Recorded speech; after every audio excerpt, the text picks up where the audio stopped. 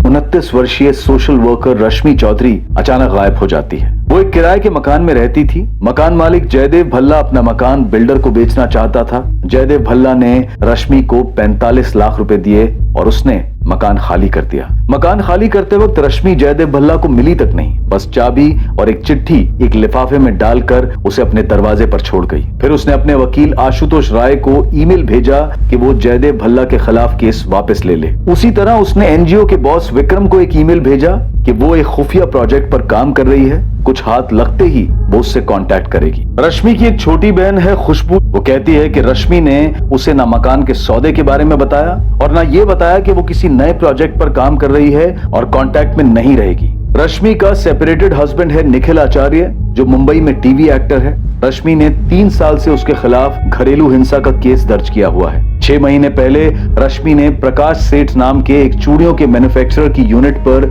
Sting operation किया था और बंधुआ बाल मजदूरों की तस्वीरें ली थी। और उसके गायब होने के बाद उसके एनजीओ में चोरी होती है और कई पेन ड्राइव्स चुराए जाते हैं। क्या पेन ड्राइव्स में कोई स्टिंग ऑपरेशन था लक्ष्मण व्यास के खिलाफ और इसी वजह से उसने भी कुछ कर दिया हो? इस केस की कहानी एक टेलीफिल्म की script perfect murder a mystery से काफी मिलती जुलती है। ये स्क्रिप्ट एक डायरेक्टर ने निखिल को ऑफर की है। रश्मि के लापता होने की हकीकत आखिर क्या है, अब आगे। रश्मि चौधरी की जिंदगी से जुड़े सभी लोग अब संदेह की रडार में हैं, जहां उसके अतीत, उसके वर्तमान सबको इन्वेस्टिगेट किया जा रहा है और हर व्यक्ति की तहकीकात में जुर्म करने का एक मुमकिन कारण सामने आने वाला था। इनमें से ऐसा कौन था जो रश्मि के गायब होने का कारण था? क्या यह मर्डर था, किडनैपिंग थी या फिर कुछ और? विक्रम सहगल, रश्मि मेरी क्लाइंट है। मैं उसके साथ कुछ गलत करवाने के बारे में सोच भी नहीं सकता। तुम्हारी हिम्मत कैसे हुई मुझ पे उंगली उठाने की? आशुतोष, मैंने तुम पर कोई इल्जाम नहीं लगाया। मैंने पुलिस के पूछने पे उन्हें सिर्फ इतना बताया था कि तुमने रश्मि को जयदेव जी के 20 के अगेंस्ट 25 पर सेटल होने की सलाह दी थी और मैंने उसे 45 दिलवाए। और एक काम मैंने खुद नहीं किया है। मुझे जयदेव जी ने रिक्वेस्ट किया था रश्मि से बात करने के लिए, उसे समझाने के लिए, इसीलिए मैंने उससे बात की थी। अरे जयदेव जी ने 45 कैश तुम्हारे हाथ में दिए ना, तुमने दिया रश्मि को या उसे गायब करके सारा कैश खुद ही रख लिया? वाह, मेरे एक स्टेटमेंट से तुम्हें पुलिस ने इंक्वायरी के लिए क्या बुला लिया? तुम मुझे ही मुजरिम साबित कर रहे हो। देखो, शुरुआत तुमने की है, ताली एक हाथ से बजती है क्या?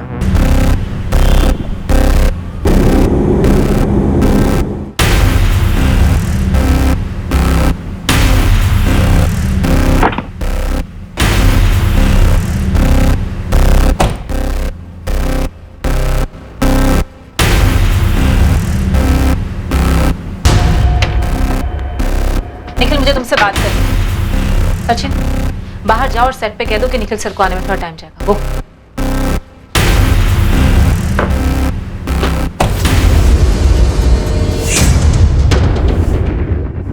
लखनऊ पुलिस से मुझे कॉल आया था। लखनऊ पुलिस ने तुमको फोन क्यों किया? क्या पूछ क्या रहे थे? यही कि तुम्हारा और निखिल आचार्य का क्या रिश्ता है। क्या तुम दोनों शादी करने वाले हो? क्या निखिल रश्मि का जिक्र करता है? तुम्हें पता है कि रश्मि कहाँ गायब हुई है? उनका दिमाग खराब हो गया है क्या? रश्मि के गायब होने से तुम्हारा क्या कनेक्शन? तुम्हारा है। गायत्री, नहीं, मैं जानना चाहती हूँ, क्या तुम्हारा हाथ है रश्मि को गायब करने में? तुम ये बोल भी कैसे सकती हो गायत्री? तुम मुझसे प्यार करती हो ना? निखिल, प्यार अपनी जगह पे है, पर इन सब में मेरा नाम है। जानते हो इसका मतलब क्या है? मेरे पेरेंट्स मुझसे सवाल पूछेंगे, माय फैंस, मीडिया सब यही कहेगा कि हाईएस्ट टीआरपी शो बेजुबा की मेन हीरोइन गायत्री एक मर्डर एक्यूज निखिल आचार्य से शादी। एक मिनट, मर्डर एक्यूज? मिसिंग से मर्डर एक्यूज? दिमाग खराब हो गया उनका? तुम इतना रिएक्ट क्यों कर रही हो यार? रश्मि ने तुम पे डोमेस्टिक वायलेंस का केस किया है, जिसके चलते तुम्हें डाइवोर्स नहीं मिल रहा और उसकी वजह से हम दोनों की शादी नहीं हो पा रही। तो ये रीजन लग रहा है पुलिस को? सच सच बताओ कि रीजन क्या है? पुलिस मुझे हिंट दिए जा रही है कि रश्मि को रास्ते से हटाने के लिए तुमने उसका मर्डर कर दिया। उन्होंने लाइफ को कोई क्राइम शो या थ्रिलर फिल्म समझ रखा है क्या? परफेक्ट मर्डर अ मिस्ट्री, ये स्क्रिप्ट आशीष ने तुम्हें ऑफर की? हाँ की। तो ये कि पुलिस मुझे कह रही थी कि रश्मि के केस की कहानी और वो स्क्रिप्ट बहुत मैच करती है जो तुम्हें ऑफर हुई है। ये क्या कर रहे हो तुम आशीष के साथ? हाँ,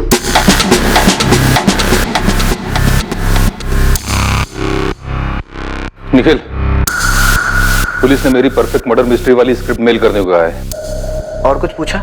नहीं, पहले मुझे ये बता कि तूने किया क्या है। अरे क्या करूंगा मैं यार? अपनी वाइफ को गायब करवाऊंगा, मार डालूंगा उसे। मुझसे पूछ रहा है या मुझे बता रहा है तू? सोच रहा हूँ आशीष, एक मशहूर कहावत है कि किसी चीज को शिद्दत से चाहो तो तुम्हें उसे दिलाने में पूरी कायनात साजिश करती है। अपनी डायलॉग बाजी अपने पास रख तू। मुझे तो ये बता कि तू कौन से साजिश में इन्वॉल्व है, सच बोल।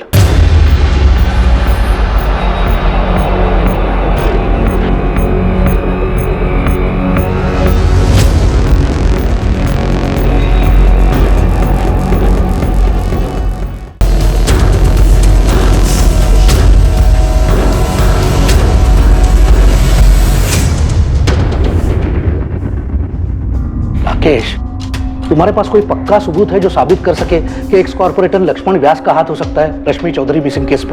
सर कोई पक्का सबूत तो नहीं, पर रश्मि ने अपने बॉस विक्रम को एक ईमेल भेजा था जिसमें उसने लिखा था कि वो किसी बड़े ऑपरेशन पर है। और सर लक्ष्मण व्यास काफी बड़ा है। हम दोनों को मुसीबत में डाल सके जितना बड़ा है।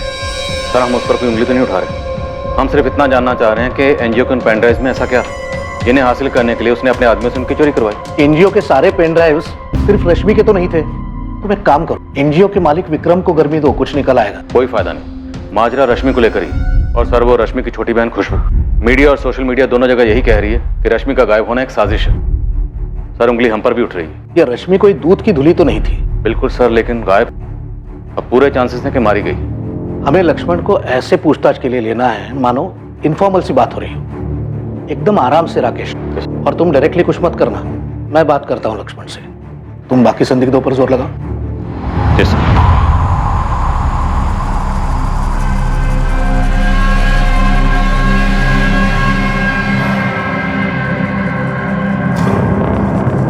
आंचल, मैं आज ऑफ ले रही हूँ। थोड़ी तबीयत खराब है और मैं बहुत ज़्यादा परेशान हूँ। सॉरी।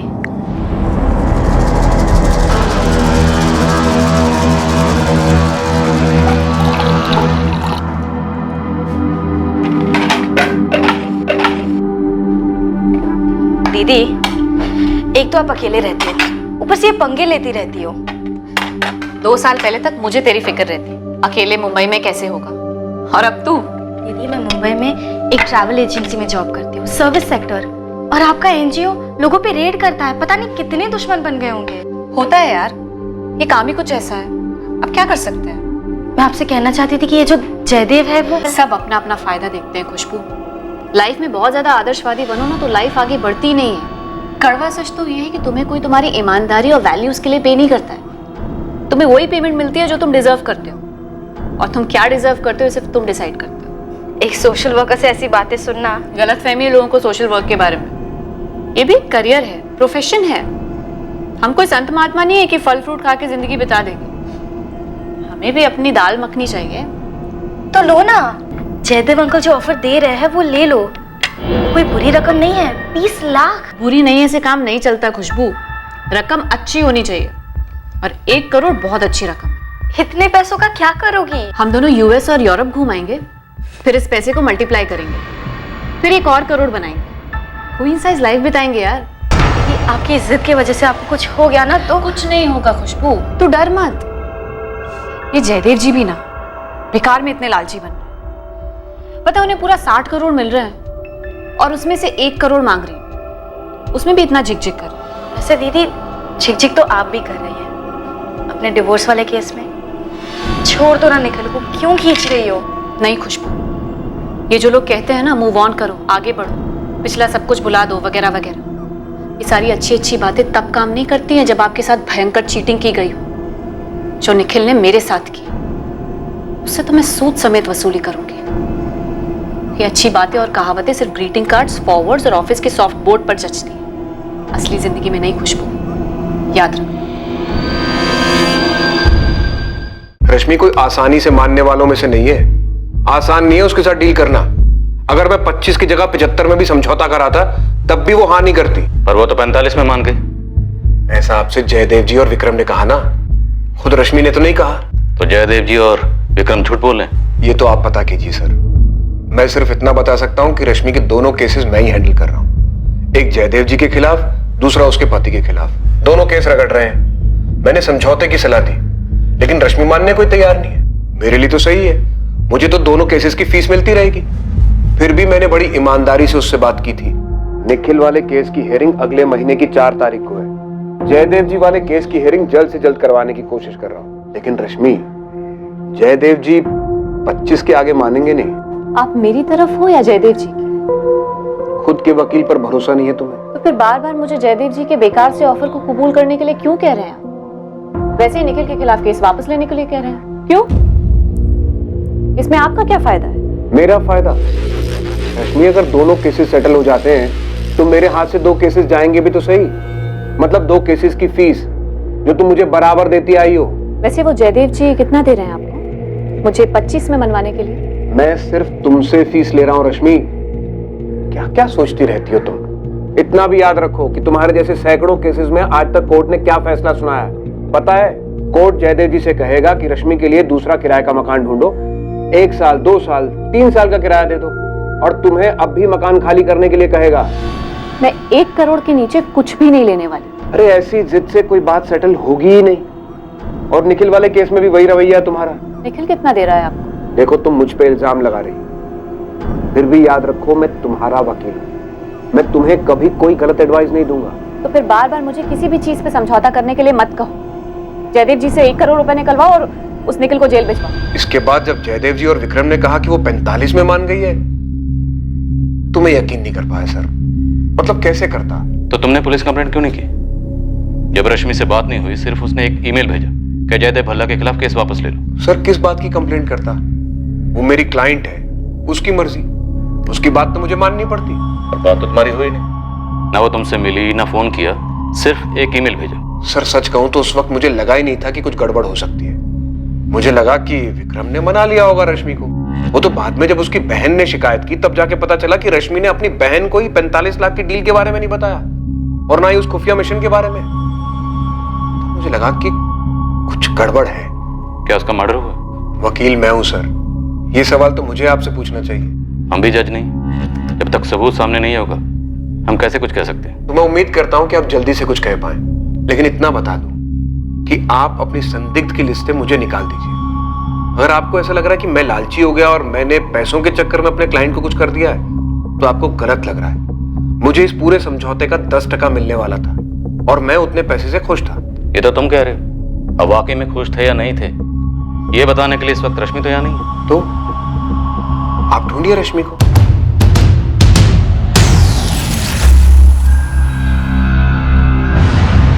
ये आशुतोष राय बहुत ही छोटे लेवल का वकील है। छोटे मोटे क्रिमिनल के बेल केसेस, ट्रैफिक वाले केसेस, ऐसे ही केसेस आते हैं इसके पास। छोटा सा ऑफिस है, वो भी किराए का, खुद का ऑफिस भी नहीं है उसके पास, लेकिन बड़े बड़े अरमान है इस वकील के। पिछले 10 साल से है मैदान में, बड़े बड़े क्रिमिनल केसेस लेना चाहता है, लेकिन कोई उसे केस देता ही नहीं है। तो रश्मि को इस वकील में ऐसा क्या दिखा? रश्मि के डोमेस्टिक वायलेंस केस में ऐसा क्या था? और ये सेटलमेंट 10% बोल रहा है, मतलब 25 लाख पे 2.5 लाख। अब उसके लिए तो जैकपॉट ही होगा ना। जयदेव और विक्रम बोल रहे हैं कि 45 लाख थी, तो जैकपॉट डबल। सर, लक्ष्मण मियाज के ऑफिस से कॉल था, मिलकर बात करने की परमिशन दी। गुड। उन पेनड्राइव्स में क्या था, कुछ पता चला? अभी तक तो नहीं साहब, लेकिन पक्का कोई एटम बम होगा जो इस लक्ष्मण पे फटने वाला था। हो सकता है रश्मि चौधरी से ब्लैकमेल कर रही है। अजीब शख्सियत है, एक तरफ समाज सेवा, दूसरी तरफ मेवा। रश्मि चौधरी को गायब हुए अब पूरा 1 महीना बीत चुका था। इन्वेस्टिगेशन टीम अब यही मानकर चल रही थी कि वो अपने हालात की विक्टिम थी, जिसमें कई लोग थे जिन्हें रश्मि की गैर मौजूदगी से फायदा हो सकता था। और अब एक नए एंगल को टटोला जा रहा था, ये पता करने के लिए कि क्या सच में रश्मि चौधरी की हत्या कर दी गई थी। शैलेश, रश्मि किस चीज पर काम कर रही थी? पूरी संभावना है सर, इस रश्मि ने लक्ष्मण व्यास पे कोई स्टिंग किया था, तभी वो लोग पेनड्राइव के पीछे पड़े थे। तो फिर उसने मुझे क्यों नहीं बताया? प्रकाश सेठ चोरियों की फैक्ट्री वाले स्टिंग के बारे में कहाँ बताया था? वो तो हमें दूसरों से ही पता चला था ना। अच्छा, ये जो चोरी हुई थी पेनड्राइव, तुमने उसकी लिस्ट बनाई है? हाँ सर, लेकिन उसमें एक भी पेनड्राइव रश्मि का नहीं था। सर, रश्मि अपना कोई भी सामान ऑफिस में छोड़ती नहीं थी।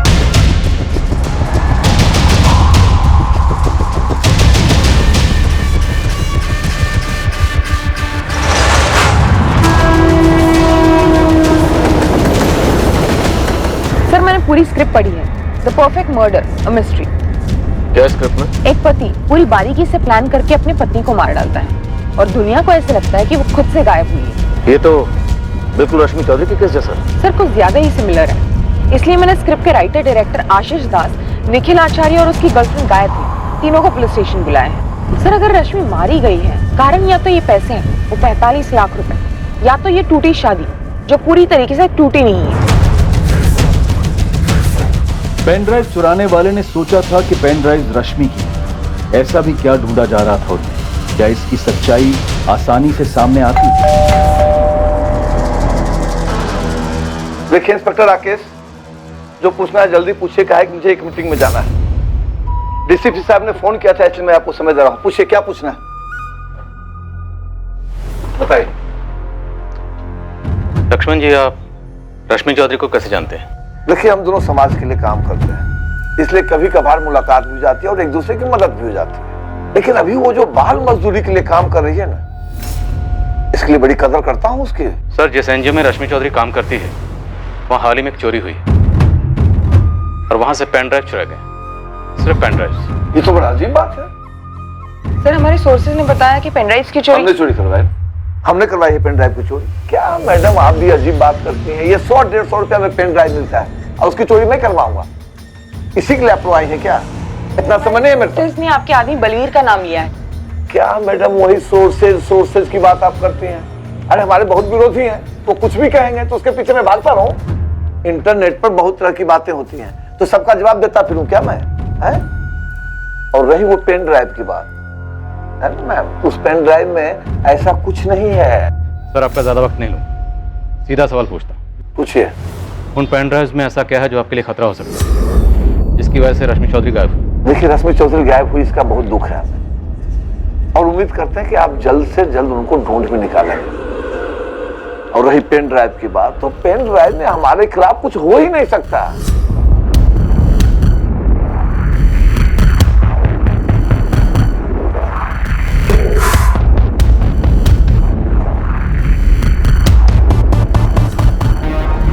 ऑफिस से इतना ही मिला था। लेकिन ये सबसे बेकार है, इसमें तो कुछ है ही नहीं। भाई जी, शायद ये भी तो हो सकता है कि रश्मि के पास कुछ था ही नहीं, वो तुक्का लगा रही थी। वो तुक्का नहीं गिरा रही। तो अब कहाँ ढूंढे? ऐसी कौन सी जगह बाकी रह गई है? ऐसा भी तो सकता है वो पेन ड्राइव अपने साथ ले गई हो। तो अपने साथ ले गई होगी, अब किस बात का डर है? और भाई जी, आप खामखा टेंशन ले रहे हैं, कुछ नहीं होगा। अब हमें कुछ करने की जरूरत ही नहीं होगी। चलिए, मुझे और कुछ नहीं कहना। मैं उम्मीद करता हूं कि आप जल्द से जल्द रश्मि चौधरी को ढूंढ निकालें। है कि रोज न्यूज़पेपर के हेडलाइन में छपा रहता है कि रश्मि चौधरी कहाँ गायब हो गई, क्या हो गया उसे। और मैं समझता हूं इसका बहुत ज्यादा दबाव होगा आप पे, समझता हूं मैं। खैर, जाइए ढूंढिए उसको। हाँ, नमस्कार।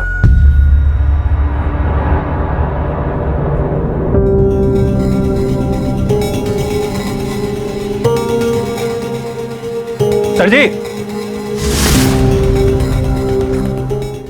भाई जी आपसे कुछ बात करना चाहते हैं, अकेले में। एक रिक्वेस्ट है आपसे।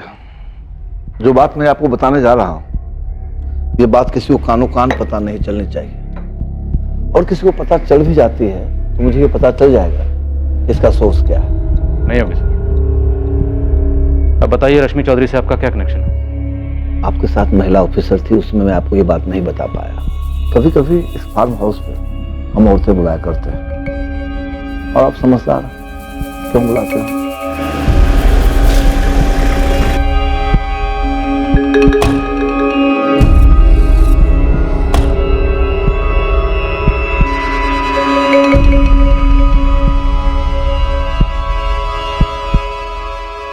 सभी के सभी बालिग होती है और अपनी मर्जी से यहाँ आती है, और इसके बदले में उनको अच्छी खासी रकम भी देता हूँ, वो भी कैश में, ताकि वो मुंह न खोलें। रश्मि चौधरी भी? पता नहीं रश्मि चौधरी क्या खेल खेल रही थी। वह यूं यहाँ लाई गई किसी एक औरत ने पूरा पेमेंट लेने के बाद भी हमको धोखा दिया।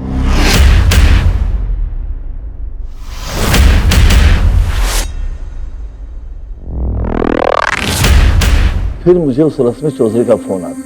रश्मि, तुम मुझे ब्लैकमेल कर रही हो? Lakshman ji, video quality, lighting, sound top quality का है। कोई भी बोलेगा कि आप ही हो, और जो आप कर रहे हो, आप क्या बोलो? कौन थी वो? नाम बताओ उसका। आपको सच में लगता है मैं नाम बताऊंगी? देखो रश्मि, सीधे सीधे बताओ क्या चाहती हो तुम? बड़ी हैरत होती है मुझे लक्ष्मण जी, आप मीडिया में औरतों की सेफ्टी, मर्यादा वगैरह वगैरह को लेकर कितने स्टेटमेंट्स देते रहते हैं। वैसे तुम भी तो अपने आप को सोशल वर्कर कहते हो, और हरकतें देखो एक मामूली ब्लैकमेलर की। और आपकी हरकतें तो अवार्ड विनिंग है ना सर जी। सुनो, एक दूसरे को ताने मारने से बेहतर है कि सीधे सीधे बताओ कितना पैसा चाहिए तुम। कितना दे सकते हो लक्ष्मण जी? भाई जी ये जरूर सुनीता की हरकत हो। जो कोई भी था एक जड़िया था बलबीर। तू ही बता कि कोई ऐसी हिम्मत कर सकता है क्या? हो सकता है रश्मि ने किसी को पहले से ही पट्टी पड़ा रखी हो। 15 लाख फिक्स हुआ था। पैसे दिए आपने? डील होने के पहले ही वो गायब हो गए। तभी तो हमने पेन ड्राइव हासिल किए थे ताकि वो किसी और के हाथ में ना लग जाए। हालांकि उस पेन ड्राइव में कुछ था नहीं। वो पेन ड्राइव मैं आपको लौटा दूंगा। जी सर। मुझे लगता है रश्मि चौधरी मारी गई है। क्या है कि जिस तरह से उसको लगता था कि मुझे ब्लैकमेल कर वो कोई जैकपॉट हासिल करेगी, उसी तरह से उसको मारने वाले का भी कोई जैकपॉट दांव पे लगा होगा। लेकिन वो आदमी मैं नहीं।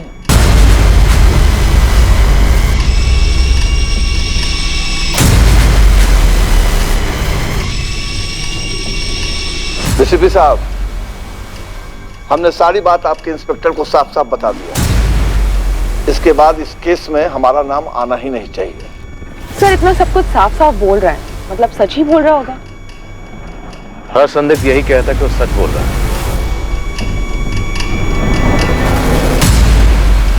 मानते हैं सर इसमें हमारी गलती है, लेकिन ये तस्वीर हमारे पास सिर्फ 2 हफ्ते पहले ही आई।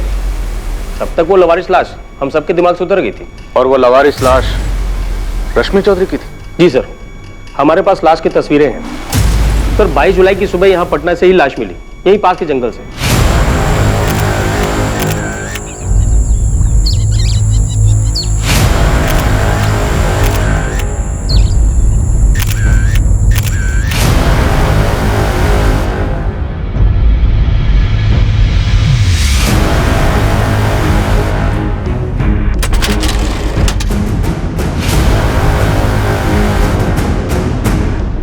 पोस्टमार्टम से सामने आया है कि मौत गला घोटने से हुई है, कोई सेक्सुअल असॉल्ट नहीं था।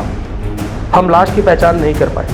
बॉडी तेजी से गलती जा रही थी, इसलिए हमने उसका क्रियाक्रम कर दिया, लेकिन अंश हमने बचा के रखे ताकि डीएनए टेस्टिंग में काम आ सके। तो मैं रश्मि चौधरी की बॉडी 22 जुलाई को मिल गई थी, जबकि उसकी मिसिंग कंप्लेंट 29 जुलाई को फाइल की गई। 7 दिन तक किसी को पता नहीं था कि रश्मि चौधरी कहाँ है और उसके साथ क्या हुआ। 29 जुलाई को उसकी मिसिंग कंप्लेंट उसकी छोटी बहन खुशबू ने फाइल की थी। वही तो सर, काफी दुर्भाग्यपूर्ण है।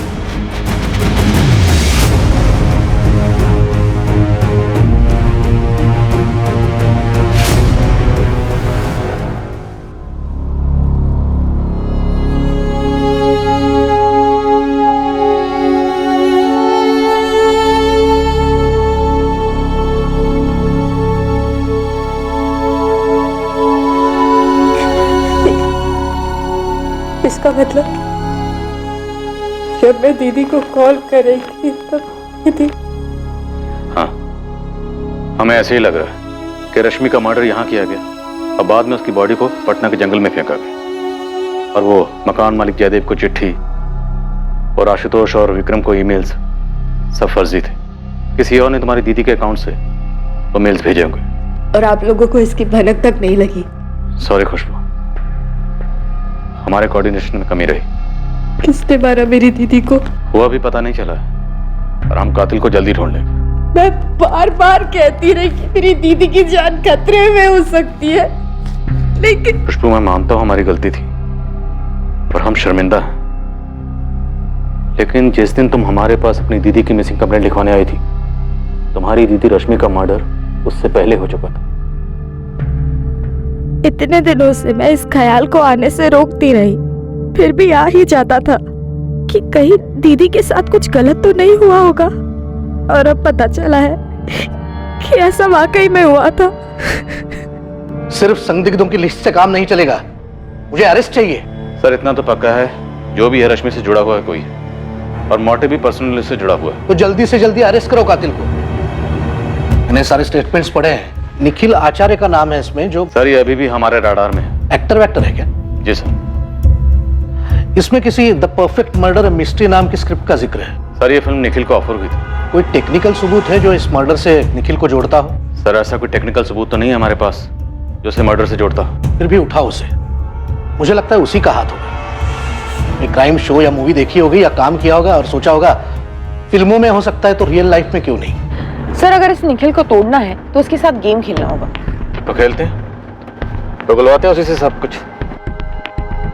क्या रश्मि चौधरी का कत्ल वाकई में उतना परफेक्टली प्लान था जितना नजर आ रहा था? अगर निखिल का हाथ था तो उसका पता करने के लिए निखिल के इर्द गिर्द के लोगों को टटोला गया, उन्हें उकसाया गया। देखिए मैम, आप मुझे डरा रही हैं।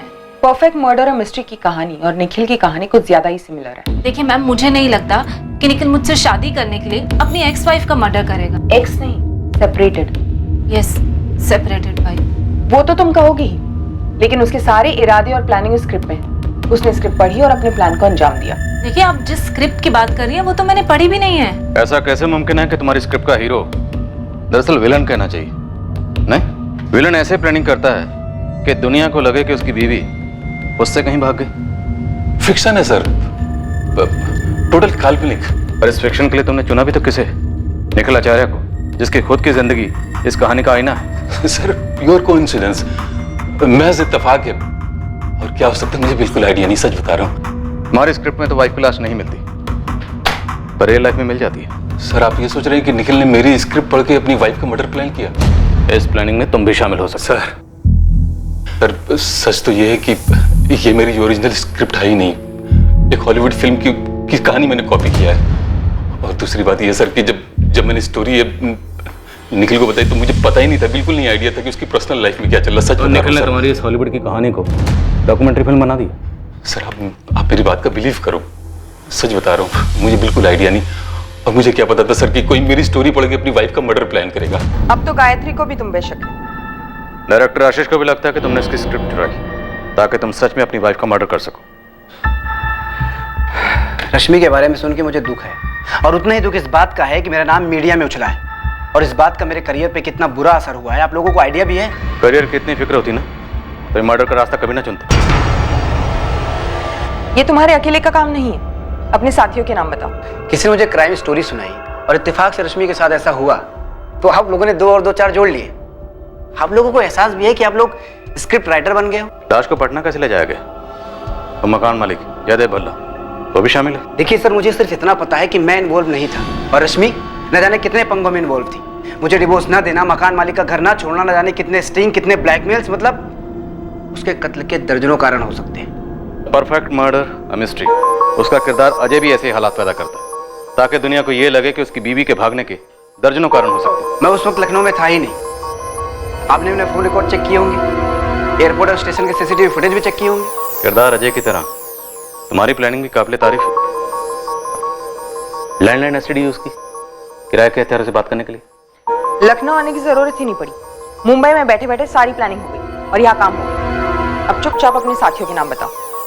अरे कोई साथीदार नहीं है मेरा, मैं अकेला हूँ और अकेला गया था मुंबई। 4 साल घिस घिस कर मैं इस मुकाम तक पहुंचा हूँ। इससे प्यार हुआ है, लाइफ में सब कुछ सही चल रहा है। बस रश्मि रास्ते का काटा थी। हाँ थी, लेकिन वो मेरी वाइफ भी थी। उससे कभी प्यार भी किया था मैंने, अच्छी यादें जुड़ी हुई थी। डोमेस्टिक वायलेंस का झूठा केस करके मेरा जीना हराम कर रखी थी, लेकिन इसका ये मतलब नहीं कि मैं उसका कत्ल करवा दूंगा या कर दूंगा। रश्मि अब रही नहीं, पर आप लोगों को यकीन नहीं होगा, मुझे दुख है इस बात का कि उसका कत्ल हो गया। निखिल, याद रखना, परफेक्ट क्राइम और परफेक्ट मर्डर एक मिथ्या है। हर जुर्म मुजरिम पर पलट के वार करने आता है। ये डायलॉग मैंने कई बार सुना है और कई बार बोला भी है, लेकिन मैं जो आपको बोलने जा रहा हूं ना, वो ना तो आपने कभी सुना होगा और ना ही बोला, और आपने सोचा भी नहीं, क्योंकि आप सिर्फ उन लोगों को टटोल रहे हैं जिनका मसला रश्मि के साथ था। आपकी नजर वहां गई नहीं जहां कोई मसला नहीं था। क्या कहना चाहते? साफ साफ बोलो। खुशबू, रश्मि की प्यारी बहन खुशबू चौधरी, कत्ल हुआ, लाश ठिकाने लगी। उसके 4 दिन बाद मैडम खुशबू आप लोगों के पास आती हैं और चारों दिशाओं में फायर करती हैं। मेरी तरफ, जयदेव जी की तरफ, एडवोकेट आशुतोष की तरफ, उसके एनजीओ के बॉस विक्रम की तरफ, स्टिंग ऑपरेशन की तरफ, और फिर ये सभी एक दूसरे पर निशाना साधते हैं। पर मैडम खुशबू वो आपकी रडार से पूरी तरह बाहर रहती है। तो तुम ये कह रहे हो कि इस खुशबू और रश्मि के बीच कोई छुपा हुआ मसला था? या ये एंगल तुम्हारी स्क्रिप्ट की उपज है? यही एक एंगल है जो स्क्रिप्ट में नहीं है इंस्पेक्टर। स्क्रिप्ट में नहीं है तो क्या नया एंगल जोड़ रहा है?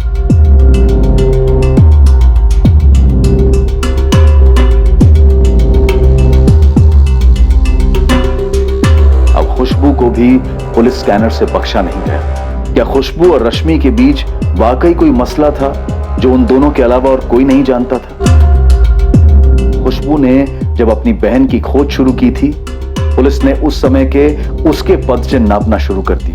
अब पुलिस खोज रही थी वो मिसिंग कड़ी जो शायद खुशबू को इस जुर्म से जोड़ने वाली थी। ये नई खोज पुलिस को दोबारा से एनजीओ के मालिक विक्रम सहगल से रश्मि के वकील आशुतोष राय तक ले गई और घूम फिरकर पुलिस फिर से मकान मालिक जयदेव भल्ला तक पहुंची। शक की सुई घूमती जा रही थी, रुकने का नाम नहीं ले रही थी और कातिल का नाम सामने नहीं आ रहा था। इतने सारे संदिग्ध, कुछ बड़े जाहिर से मकसद, लेकिन फिर भी इस मर्डर केस के मुजरिम की कोई खबर नहीं। क्या यह वाकई में एक परफेक्ट मर्डर था? इस जुर्म को अंजाम देने वाला दिमाग इस जुर्म को सुलझाने वाले दिमागों को मात दे गया था और यह केस अनसुलझा रह गया। उन कई केसेस की तरह जहां काफी बारीकी की तहकीकात और पूछताछ के बावजूद मुजरिम हाथ नहीं लगता, लेकिन कोई जुर्म ऐसा नहीं है जो परफेक्ट मर्डर होता है।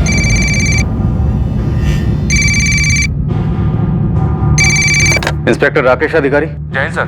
सब इंस्पेक्टर मोहित यादव बोल रहा हूँ, क्राइम ब्रांच से। कैसे मोहित? सर मैं एक केस हैंडल कर रहा था जिसमें मुझे कनेक्शन मिला और एक केस का। इन्वेस्टिगेशन के दौरान पता चला वो केस तो आपका था, वो रश्मि चौधरी मर्डर केस। क्या बात, पूरे 1 साल बाद हम फिर से केस फाइल खोलेंगे। लीड क्या है? दरअसल मैंने 2 हिस्ट्री शीटर्स को उठाया था सर, उनकी तोड़ाई करने ही वाला था, तब मुंह खोला उन लोगों ने। साहब हम लोग उस कांड में शामिल नहीं थे, आप हमें गलत केस में उठा लाए हो सर। अब उठा लाया हूं तो यहां से आराम से हाथ हिलाते हुए तो जाने नहीं दूंगा तुम दोनों को। बताओ ऐसा कौन सा कांड किया तुम दोनों ने जो अभी तक हमारी रडार में नहीं आया? हम सच बोल रहे हैं, हमने कोई कांड नहीं किया था। हम लोग तो खुद का कुछ कानूनी शुरू करने के चक्कर में हैं। राजू, मयंक, तुम दोनों सच बोलोगे तो रात को सोने को मिलेगा, सुबह उठोगे दुनिया बुरी नहीं लगेगी, और अगर झूठ बोलोगे तो तुम दोनों अच्छी तरह से जानते हो कि यहाँ पे क्या होगा। सर वो 1 साल पहले एक काम मिला था। मर्डर? अरे नहीं साहब, एक मकान से सामान खाली करवाना था। तो मतलब ये कानूनी काम शुरू करने वाले थे तुम दोनों, मूवर्स और पैकर्स? नहीं साहब, सच में हम लोगों ने काम किया था, उसके तगड़े पैसे भी मिले थे हम लोगों को। कहाँ किया था? गिरधर नगर में साहब, मकान नंबर 12।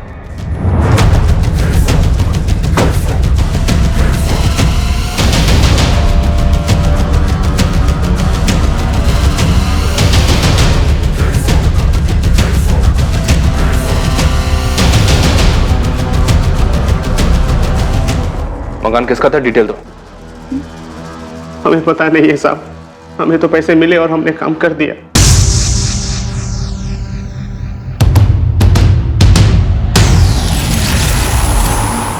मुझे झूठ से ज्यादा नफरत आधे सच से। सच बोलो, कांड क्या था? साहब यही सच है, हम लोगों को नहीं पता कांड क्या था। साहब हम लोग जो अंदर गए तो मकान खाली था, हमने सामान लिया और गाड़ी में रखा और चल दिया। मकान की चाबी और पैसा किसने दिया तुम्हें? उन लोगों ने रश्मि चौधरी का घर 19 जुलाई की रात 20 जुलाई की सुबह खाली किया था, और 20 की सुबह को ही मकान मालिक जयदेव भल्ला को रश्मि की चिट्ठी और लिफाफे में मकान की चाबी मिली और अंदर से मकान पूरा साफ। तो मोहित, इस राजू और मयंक को यह काम सौंपा किसने था?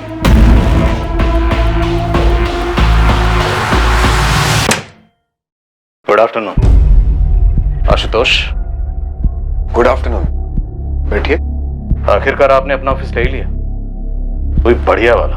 हाँ, काम काफी बढ़ गया पिछले 1 साल में, काफी नए क्लाइंट्स मिले। हाँ, क्लाइंट्स काफी तरक्की लाते हैं, सोने के अंडे देने वाली मुर्गियां होते हैं क्लाइंट्स, जैसे कि रश्मि चौधरी क्लाइंट थी आपकी, याद है? बात क्या है इंस्पेक्टर? बात 45 लाख के वकील साहब, वही 45 लाख जो जयदेव भल्ला ने वाकई विक्रम को दी, और विक्रम ने तुम्हारी क्लाइंट रश्मि को दी, और रश्मि के कातिल ने रश्मि का कत्ल किया और 45 लाख खुद रख ली। ऐसे कैसे? मतलब कौन है? राजू और मैं, क्रिमिनल सर। किसी जमाने में तुमने उनकी जमानत करवाई थी, तुम्हें तो याद भी नहीं होगा। हाँ याद है मुझे। क्या हुआ उन्हें? पकड़े गए, सब बोल दिया। मैडम ऐसे कैसे अचानक टिकट कटाकर लखनऊ आ जाओ? आखिर हुआ क्या है? तुम्हारी बहन के कातिलों का खुलासा होने वाला है। इससे पहले कि पुलिस आशुतोष राय को उठाने पहुंचती, उन्होंने उस कनेक्शन और उस चाबी को उठा लिया था जो आशुतोष को केस के साथ साफ साफ जोड़ रही थी। लेकिन क्या आशुतोष ने ही मर्डर किया था या माजरा कुछ और ही था जो इस केस की अनसुलझी कड़ी थी? इंस्पेक्टर साहब, सर कुछ तो बोलेगी भी आप। बोला तो आपका जयदेव जी, लिफाफे के अंदर जो चाबी थी, चिट्ठी थी, उनके बारे में। बैठे आराम से, नाश्ता पानी करिए, तब तक हम बाकी कड़ियां लेकर आ रहे हैं। आप कहानी पूरी कर दें।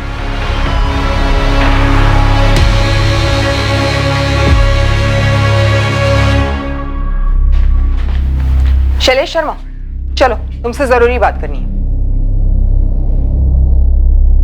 चलो। क्या हुआ मैम? क्या बात है? रश्मि चौधरी मर्डर केस में एक ब्रेक थ्रू मिला है विक्रम जी।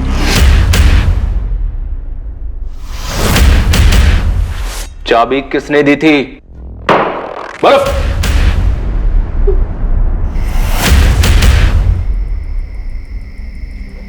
आज के आज करना है। लैपटॉप मेरे हवाले करना, बाकी सारा सामान कहीं जला दो, कहीं फेंक दो, कुछ भी करना है करो, लेकिन यहाँ लखनऊ में नहीं।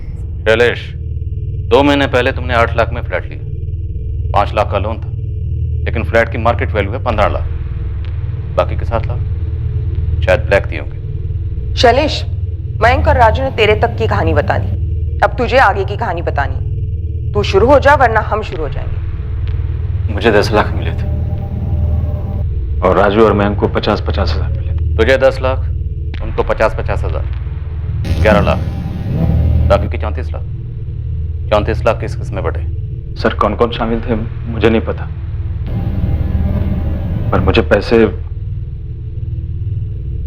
वकील आशुतोष राय ने दिए थे। हमने इस केस की सारी कड़ियां जोड़ी, सिवाय से एक कड़ी के, शैलेश शर्मा, जो रश्मि चौधरी के ऑफिस में काम करता था। उसे भी रडार में लाते, तुम तक 1 साल पहले ही पहुंच जाते। 1 साल से एक केस अनसुलझा रहा है इंस्पेक्टर। कितना जरूरी है कि वापस इस फाइल को दोबारा खोला जाए। हम बात कर सकते हैं? हाँ, जरूर बात होगी, लेकिन रश्मि चौधरी के कत्ल को लेकर। कत्ल क्यों हुआ, कैसे हुआ और कितने लोग शामिल थे? 60 लाख? 60 लाख? बड़ी मुश्किल से 60 पर मान गई है। देखो, तुम दोनों जानते हो ये केस तो मैं ही जीतूंगा। सिर्फ मेरा टाइम का नुकसान हो रहा है। इस केस की वजह से मेरे मौजूदा बिल्डर की दिलचस्पी जा सकती है। कुछ तो उपाय निकालो भाई, सबकी लाइफ खराब हो रही है। देखिए जयदेव जी, मेरे साथ तो 60 के नीचे नहीं जाएगी, और आपके साथ तो 1 करोड़ के नीचे नहीं आएगी। उसका बॉस है विक्रम, रश्मि उसे बहुत मानती है। आप अलग से मिलिए उसको, अपनी प्रॉब्लम समझाइए। अच्छा समझदार आदमी है, वो मना लेगा रश्मि को। इसमें आप भी ना जयदेव जी, आप भी तो समझदारी दिखाइए थोड़ा। तो प्लान यही था कि जैसे ही रश्मि को 45 लाख मिलेंगे, तुम उसे मार डालोगे और सारे पैसे खुद रख लोगे। आशुतोष? हाँ इंस्पेक्टर, यही प्लान था और ऐसा ही हुआ। मैं छोटे मोटे केसेस लड़कर थक चुका था, हाथ में कुछ बचता ही नहीं था। और तुम्हें यहाँ जैकपॉट दिखा? बिल्कुल। देखिए, समझौता कितने में भी होता, मुझे तो 10% ही मिलने वाला था। वो भी रश्मि देती या नहीं, इस बात की कोई गारंटी नहीं थी। तुमने विक्रम के थ्रू डील करवाने की सलाह दी जयदेव भल्ला को, क्यों? ताकि अगर कभी कोई कुछ गड़बड़ हो तो वो भी शक के दायरे में आए। मैं अपनी तरफ से क्लीन बना रहा। मैंने विक्रम के ऑफिस से शैलेश को भी खरीद लिया। और विक्रम ने मना लिया रश्मि को? हाँ, मना लिया 45 में। ये रहे तुम्हारे 45 लाख, गिन लो। विक्रम, मेरे वकील आशुतोष से ज्यादा भरोसा करती हो तुम पे। वो तो मुझे 25 पे सेटल करने के लिए कह रहा था, लेकिन तुम्हारी वजह से कम इतने तो मिले मुझे।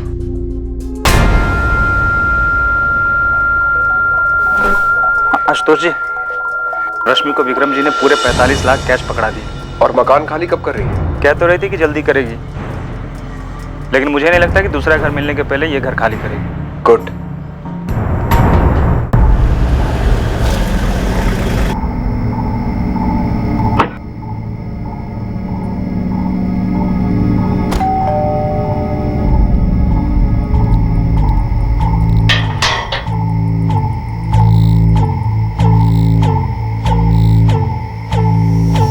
हम केस क्लोज करने की नॉर्मल सी बात कर रहे थे पहले रश्मि को थोड़ा शक सा हुआ कि मैं शैलेश को साथ क्यों ले आया था।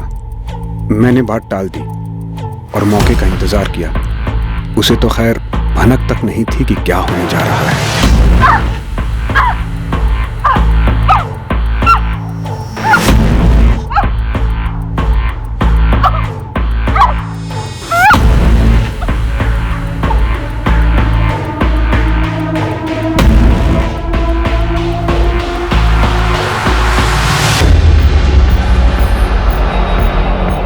मैं लाश को पटना ले गया और पीछे से शैलेश ने मकान साफ करवाया। शैलेश ने रश्मि के लैपटॉप से उसी के ईमेल एड्रेस से वो 2 ईमेल्स भेजे, एक मुझे, एक विक्रम को।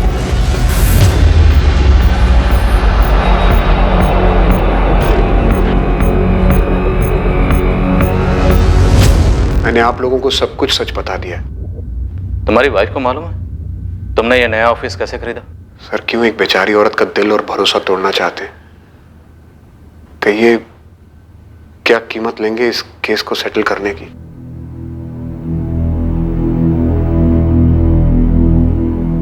काफी शातिर तरीके से प्लानिंग की थी आशुतोष ने। जब जयदेव अंकल ने कहा था कि लिफाफा छोड़ा एक चिट्ठी और चाबी के साथ, मैंने तब के तब कहा था दीदी के साथ कुछ गलत हुआ होगा। और इन लोगों ने मेरा इस्तेमाल किया, मेरा अपना एम्प्लॉय शैलेश। हाँ, ताकि शक तुम पर जाए। डील तुमने करवाई थी। सर, मुझे लगता है ये जयदेव अंकल शायद पहले से सब कुछ जानते थे। खुशबू, हम तहकीकात कर रहे हैं, लेकिन अभी तक कोई भी ऐसा एविडेंस सामने नहीं आया। अब अगर आशुतोष कोई गेम खेलता है, जयदेव भल्ला का नाम लेता भी है, तब भी सबूत की जरूरत तो पड़ेगी। विक्रम जी, मुझे नहीं लगता कि दीदी ऐसी थी। ये ऐसे पैसों के पीछे, ये गलत है, ये झूठ है, ताकि दीदी को विलेन दिखा सके, ये पूरा केस उलझाने के लिए। ये तो मैं भी नहीं मान सकता कि रश्मि स्टिंग ऑपरेशन लोगों को ब्लैकमेल करने के लिए किया करती, चाहे वो प्रकाश सेठ की चूड़ियों की फैक्ट्री या उस लक्ष्मण कॉर्पोरेटर वाला स्टिंग। अगर उसके हाथ में कुछ भी ठोस लगता ना, तो सबसे पहले मुझे बताती। पता है, मुझे हमेशा से ये डर था कि एक ना एक दिन दीदी के साथ कुछ बुरा हो सकता है। और एक्सक्यूज मी। हाँ निखिल। खुशबू, मुझे पता चल गया कि रश्मि का असली गुनहगार कौन है। अब तो पूरी दुनिया को पता चल गया है। लेकिन जब उससे बात नहीं हो पा रही थी तो सबसे पहले तुमने मुझे फोन किया था, तो अब क्यों नहीं? Just shut up Nikhil. तुम तो चाहते थे मेरी दीदी को रास्ते से हटाना, किसी और ने हटा दिया। तुमसे ज्यादा खुश कोई और नहीं हुआ होगा। ऐसा नहीं है खुशबू, तुम अभी भी मुझे गलत समझ रही हो। तुम्हारी दीदी से मैंने कभी प्यार भी किया था, सच्चा प्यार। और एक बार दिल से किसी को चाहो ना, तो उसके बारे में इतना गलत कभी नहीं सोच सकते हो, कभी नहीं।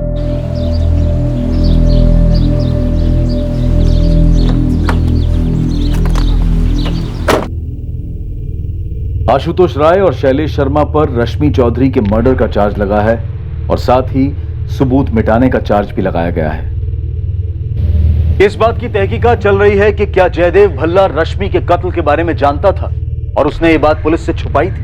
पैसा लोगों से कुछ भी करवा सकता है, जो कल्पना के बाहर हो, सोच के बाहर हो, वो भी करवा सकता है। और ये बात शायद सच है, लेकिन ये भी सच है कि जुर्म के जरिए हासिल किया गया धन आखिरकार मुजरिम के सुख चैन को खरीद लेता है। जुर्म की प्लानिंग के वक्त, उसे अंजाम देने के बाद, पैसा हाथ लगने के बाद मुजरिम को यह महसूस होता होगा कि उसके जीवन में एक जैकपॉट लग रहा है या लग गया है। लेकिन गलत तरीके से लगा जैकपॉट कभी ना कभी कानून को मुजरिम के दरवाजे तक पहुंचा ही देता है। ये कोई पहला केस नहीं है जहां मर्डर इन्वेस्टिगेशन काफी वक्त तक अनसुलझी रही, जिसका ब्रेक थ्रू पूरे 1 साल बाद मिला और मुजरिम रोशनी में लाए गए।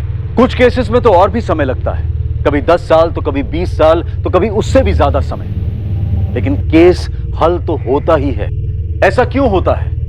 कर्मा की थ्योरी, नियति का लिखा, या फिर महज एक इत्तेफाक कि मुजरिम पकड़ा ही जाता है। अब मैं अनूप सोनी आपसे विदा लेता हूं, फिर मुलाकात होगी एक और नए केस के साथ। और याद रखें, क्राइम और आपके बीच में सिर्फ इतना फर्क है कि आप कितने सतर्क हैं। सतर्क रहें, सुरक्षित रहें। जय हिंद।